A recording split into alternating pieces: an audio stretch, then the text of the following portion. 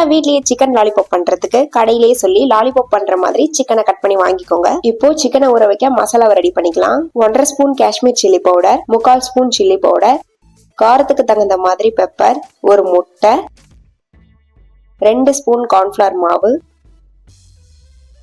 2 spoon தயிர், 1/4 spoon மஞ்சத்தூள், தேவையான அளவு உப்பு போட்டு மசாலாவை நல்லா மிக்ஸ் பண்ணிக்கலாம். தண்ணிலாம் சேர்க்கணும்னு அவசியம் இல்லை, எக் போட்டிருக்கிறதுனால அப்படியே மிக்ஸ் பண்ணி எடுத்துக்கலாம். நெக்ஸ்ட் வாஷ் பண்ணி வச்சிருக்க சிக்கனை இது கூட போட்டு நல்லா பரட்டிக்கலாம்.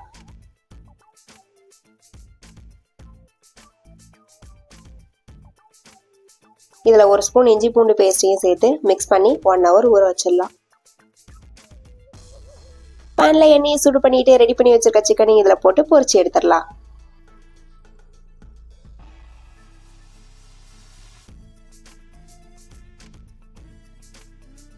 எல்லா பக்கமும் நல்லா திருப்பி விட்டு பொரிச்சுக்கலாம்.